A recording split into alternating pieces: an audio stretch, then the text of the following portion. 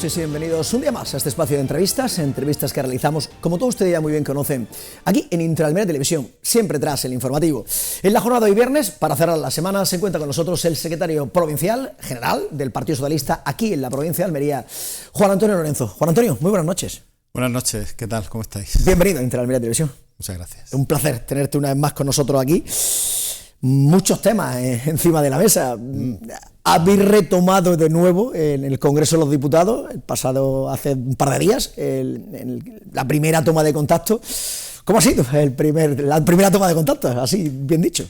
Bueno, pues ha sido el inicio de un curso político, ¿no? Casi como del curso escolar. Ya tuvimos una sesión en enero que se habilitó para una sesión concreta y bueno, esta era muy importante precisamente porque se llevaba de nuevo a debate el decreto Omnibus, el 1/25, que afortunadamente salió adelante. Y creo que esa es la gran noticia del inicio del curso político en relación a que la incertidumbre que tenían muchas personas de nuestro país pues se disipó en este día y quizá esa haya sido la mejor noticia. Por lo demás, el Gobierno sigue trabajando, negociando los presupuestos para el año 25. Espero que esa negociación termine en buen puerto y que podamos tener presupuestos. Y bueno, este año anterior ha sido un año prolífico en cuanto a legislación.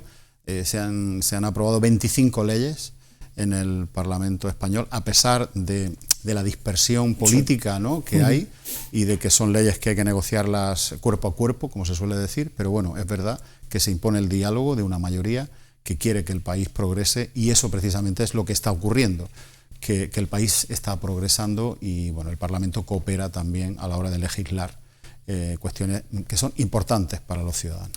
El tema del decreto, por ejemplo, que se ha llevado al final, no eran 80 y tantas, 90 y tantas cosas que estaban en el ómnibus que se llamaba, sino ha sido un poquito menos. ¿Por qué siempre habéis criticado al Partido Popular y no, por ejemplo, a Junts, que ha sido el que se está apoyando en la legislatura, y sabiendo que pudiendo sacar decreto a decreto, tema pensionistas, tema ayudas danas, tema del transporte urbano, etcétera, etcétera, las ayudas que se ponían encima de la mesa, iban a salir adelante porque tenían el voto también de Junts también? ¿Por qué solo atacar al Partido Popular? Bueno, pues primera cuestión, y me encanta la pregunta, porque el Partido Popular nunca ha votado a favor de subir las pensiones. Nunca. Si del Partido Popular ha dependido subir las pensiones o el salario mínimo en este país, jamás ha cooperado y nunca ha colaborado. Nunca. En el 2021 votó a favor. Después no ha votado nunca a favor de subir las pensiones. Entonces criticamos al partido que prefiere una derrota del gobierno a cuenta del salario mínimo interprofesional o de las pensiones de este país. A mí me parece que es un partido que ya dejó de ser un partido de Estado hace mucho tiempo. Las criticamos por eso. El resto, el tema de Junts y el tema del resto, porque también el PNV en aquel momento tuvo que negociar, tuvo discrepancias. Pues bueno, pues las cosas se hablan, se negocian, esto es así. Y nos dicen, oye, es que has tenido que ceder. Claro, es que cuando uno negocia tiene que ceder. Y si no quieres que ceda, pues apóyame. Esto es así. Pero el elenco parlamentario que hay ahora mismo en este país y en todos los países donde ya no hay mayorías absolutas, de eso tenemos que olvidarnos, obliga precisamente a esto, a negociar. Y cuando uno negocia, lógicamente sabe que tiene que ceder. Y bueno, hemos criticado precisamente la actitud del Partido Popular, que en aquel momento no se portó como se ha portado ahora, cuando ya no era necesario, porque el voto del Partido Popular ya no era necesario. Y bueno, pues antes el palacete era lo que parecía que tal, pues el palacete ha entrado.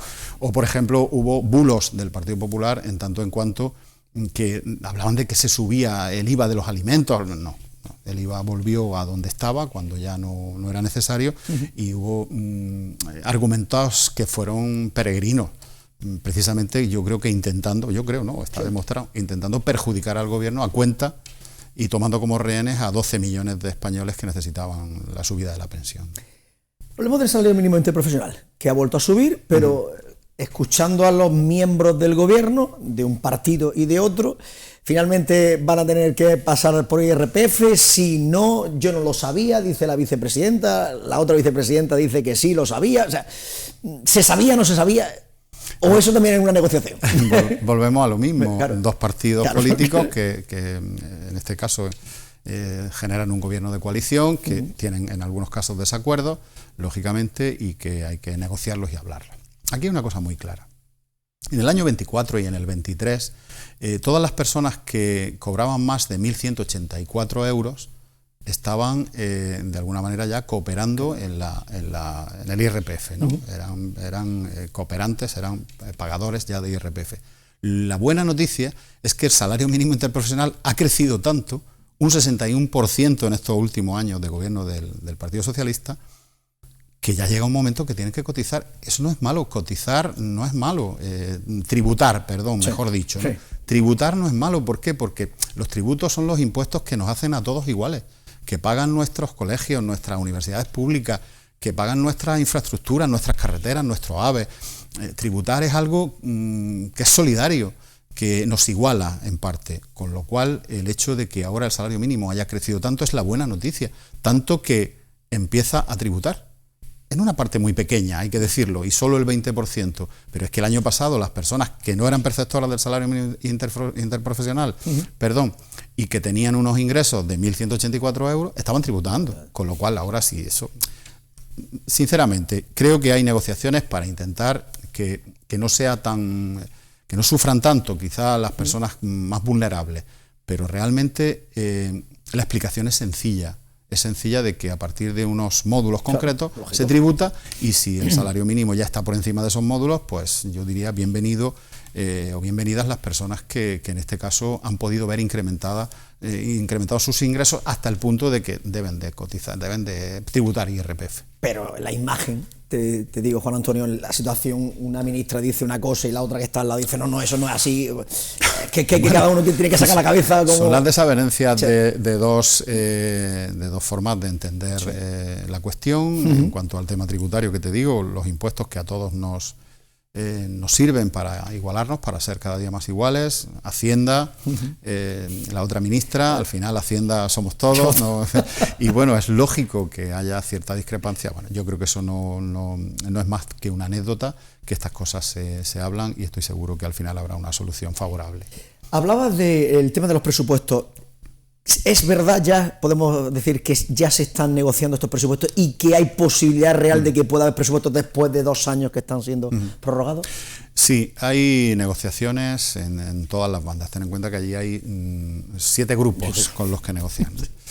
Evidentemente, pues cada grupo tiene sus aspiraciones. Esto es una gestión que se está llevando en parte, lógicamente, en secreto. Tiene sentido, porque estas cosas, para que salgan bien, hay que tener cierto sigilo. Y yo espero que se llegue a buen puerto y que tengamos presupuestos, porque es necesario que el país tenga presupuestos. No es imprescindible, pero sería bueno que hubiera acuerdo para que el país siga creciendo como está creciendo, a los niveles que está creciendo. La primera economía de la zona euro, sin representar lógicamente la primera cantidad de habitantes, ¿no? o el PIB mayor, ¿no?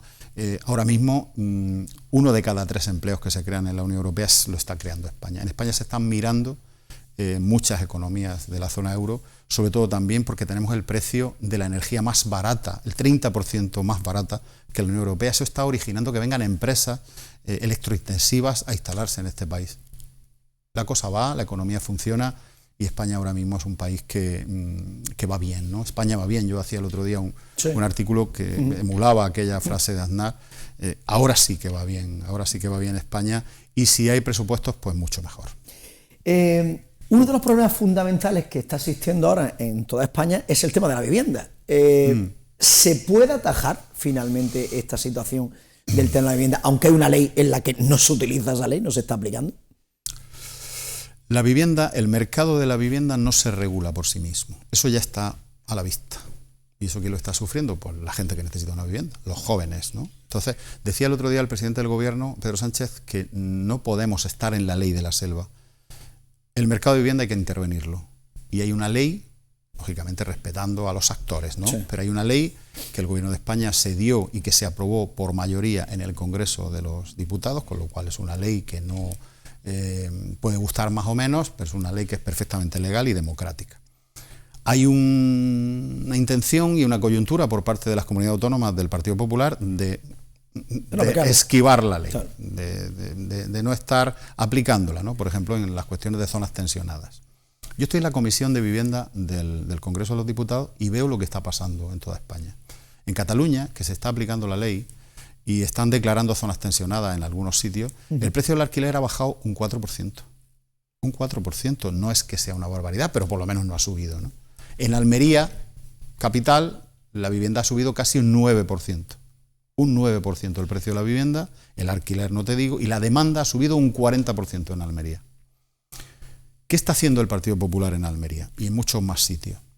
Está construyendo viviendas para vender a precio del mercado, y eso no es un precio asequible.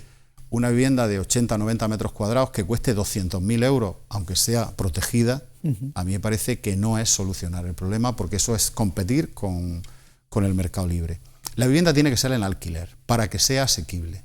Y eso es lo que está haciendo el Gobierno de España. Y lo está haciendo además de una manera decidida. El otro día puso 2 millones de metros cuadrados de suelo público a disposición de esa empresa pública que ha creado el Gobierno de España para construir vivienda.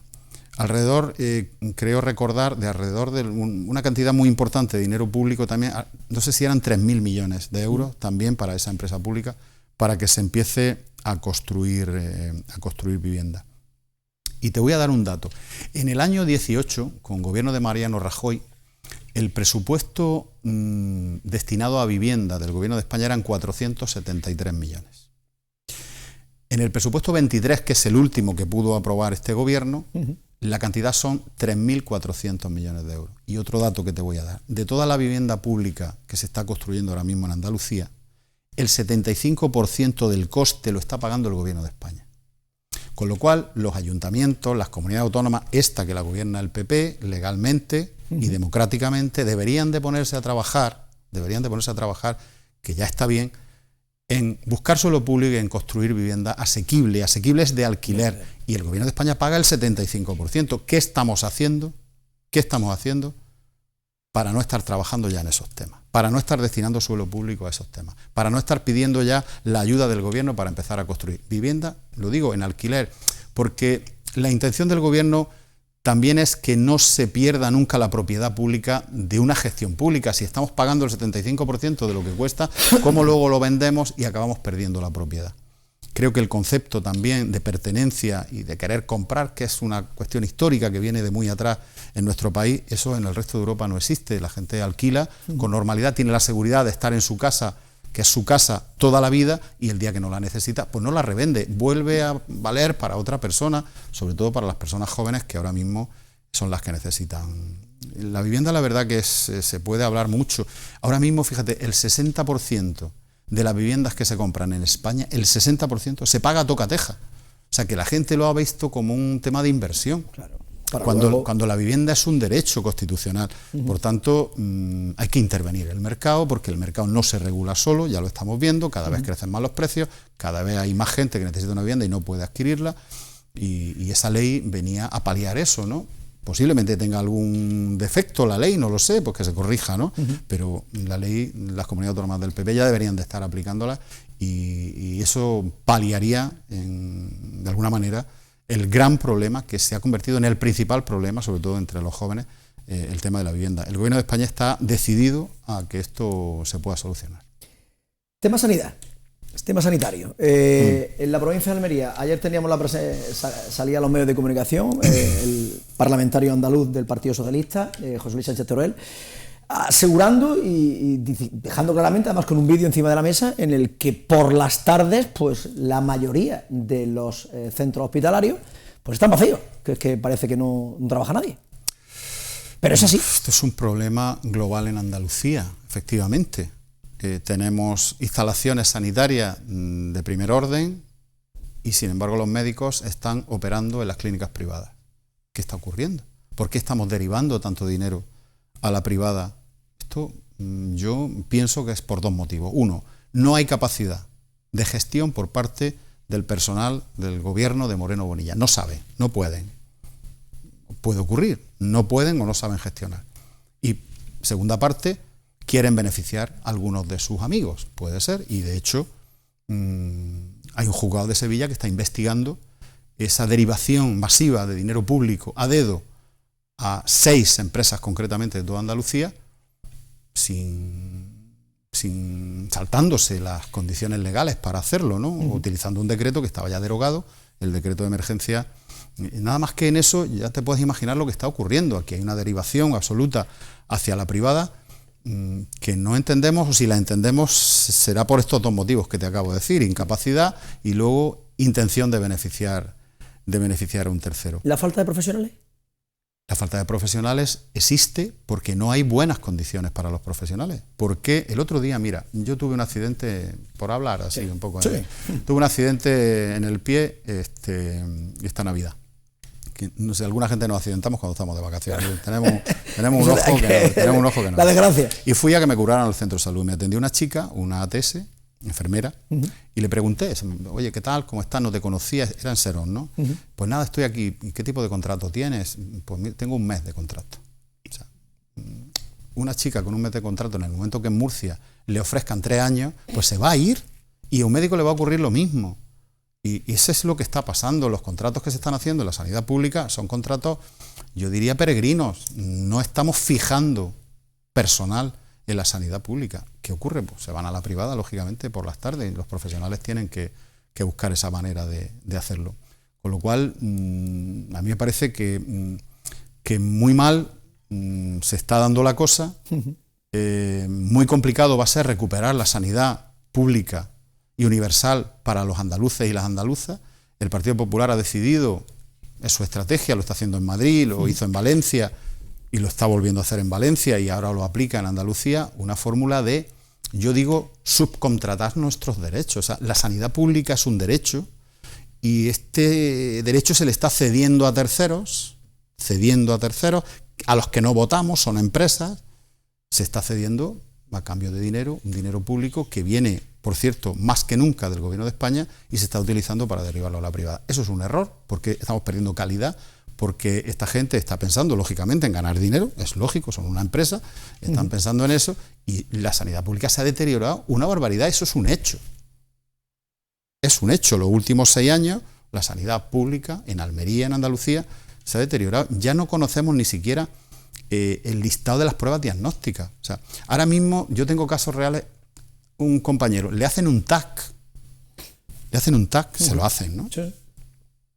Y le dan cita a los 9 meses para que el médico le diga lo que ha visto en el TAC. ¿Tú te crees que eso puede ser? Eso son cosas. Otra persona que le dicen: oye, tienes que ir al fisio, te damos cita de rehabilitación. 8 meses. O sea, 8 meses hasta que te atiende el que rehabilita. O prueba de corazón. ¿Cómo puede ser eso, Rafa? Eso no ha ocurrido nunca. Yo lo he dicho aquí muchas veces. Esto no había ocurrido nunca. ¿Por qué está ocurriendo ahora cuando hay más dinero que nunca? Porque es cierto, hay más dinero. Es probable que también más profesionales, porque hay más dinero. Pero esto se le ha ido de las manos. ¿Qué forma de gestionar es esta? En el siglo XXI, lo digo muchas veces, cuando la sanidad pública era algo que la teníamos superada, estábamos todos orgullosos del sistema sanitario que teníamos en Andalucía. ¿Cómo lo hemos reventado? ¿Cómo lo ha destrozado? ¿Cómo ha intervenido la privada esto de tal manera y le han abierto una puerta? Creo que es un desastre, un error. La privada siempre se la achaca por el gobierno del Partido Popular, que fueron ustedes, el Partido Socialista. Sí, nosotros también. Los conciertos que teníamos. Sí, es verdad que nosotros también echábamos mano de la privada cuando había que echar mano, pero nosotros no teníamos a 100.000 personas esperando en Almería para una cita médica o para ver al especialista. Pues es que, oye, tienes más dinero que nunca, usas la privada porque dices que estás saturado. Y no eres capaz de bajar la lista de espera, y te pongo los ejemplos estos que te he puesto que son, son complicados. Que una persona que le hagan un TAC y que le digan a los 6 meses, a los 9, perdón, y esto es un caso real, que puedo demostrarlo, es que le digan: oye, vente que te voy a decir lo que dice el TAC. A lo mejor el hombre ya cuando vaya ya da igual lo que diga el TAC, ¿no? En fin, esto es triste y hay que solucionarlo, y nosotros nos hemos propuesto solucionarlo con María Jesús Montero, para preparar un proyecto ganador en Andalucía y que cambie el rumbo, sobre todo, de una comunidad autónoma que cada vez nos hace más desiguales, donde se le perdonan impuestos a las rentas más altas y donde las rentas más bajas nos tenemos que conformar con una sanidad pública de segunda, el que puede pagarla si tiene una asistencia, el que no. Esto no es el proyecto de Andalucía que nosotros tenemos en la cabeza, sino todo lo contrario, y vamos a intentar revertir esta situación. Ya que has comentado el tema de la vicepresidenta primera del gobierno, ya secretaria, la próxima semana oficial ya, porque estará el Congreso regional, donde saldrá elegida por amplia mayoría, obviamente, solamente hay la candidata. ¿Qué puede hacer María Jesús Montero en Andalucía? Ojo, sabiendo que ella ya ha estado en Andalucía, ha estado en el gobierno andaluz, ha estado de consejera, con lo que haya pasado en ese tiempo. No es por corregirte, pero sí, creo que es una información que podemos dar. No, María Jesús ya es secretaria general, lo que va a constituir es su ejecutiva y los órganos de gobierno internos del partido en el Congreso, que estoy seguro que va a salir bien. No solo eso, sino que el Congreso tiene también una fórmula, hay que aprobar una serie de fórmulas, una estrategia de cara a los próximos 4 años. Nos damos cita para eso, para ver la dirección política en la que orientamos nuestras políticas y demás. Esto va a ser la semana que viene. María Jesús se fue de Andalucía en un momento en el que gobernaba Mariano Rajoy en España. Fue el momento de la crisis, no solo una crisis económica que hubo que afrontar, sino la fórmula de afrontarla que tuvo el gobierno del Partido Popular, y es rescatar bancos y apretar los tornillos a los trabajadores, a las empresas y demás, ¿no? Ahora la política económica es diferente, es una política económica distinta a la que está aplicando el gobierno de Pedro Sánchez, subiendo los sueldos, cobrándole impuestos a las rentas altas, a las grandes empresas, generando la cantidad de empleo que está generando en este país, una economía que crece. Las comunidades autónomas ahora tienen más dinero que nunca. La diferencia entre lo que enviaba Rajoy y lo que está enviando Pedro Sánchez son 53.000 millones de euros. Yo sé que dar cantidades es una locura, pero es una barbaridad más de dinero. La Andalucía que dejó María Jesús Montero en aquel momento era una Andalucía en la que tuvimos que priorizar la sanidad, priorizar la dependencia y dejar de hacer infraestructura, porque hubo que poner el dinero en la cobertura social de la gente, de las personas. La Andalucía que se encuentra ahora María Jesús es que todas esas asistencias, esos derechos que yo digo que subcontrata el PP, están cubiertos, regados con bastante dinero público, sobre todo dinero que viene del gobierno de España, y también las infraestructuras se están haciendo, y la prueba la tenemos aquí en Almería. No tenemos ya que hablar más ni de AVE, ni de enlaces, ya estamos sufriendo obras, pero que ya sabes tú que cuando uno quiere reformar la cocina, pues tiene que sufrir la obra, ¿no? En definitiva, creo que son Andalucías distintas, están gobernadas de distinta manera. Andalucía sigue siendo ahora mismo la comunidad autónoma donde más paro hay, la que más paro hay de toda España, la que el umbral de pobreza está más cerca, la que más necesita el ingreso mínimo vital, por ejemplo, o el salario mínimo interprofesional. Andalucía está a la cola, sigue estando a la cola. No han sido capaces de desarrollarla en este tiempo, cuando han tenido más ingresos que nunca. María Jesús Montero viene a corregir, con todo el equipo del PSOE, que estaremos con ella, viene a corregir los desafectos que está produciendo esta política, la política de derechas, en una comunidad autónoma que necesita más que nunca las políticas de igualdad, porque hay muchas diferencias económicas entre unos ciudadanos y otros.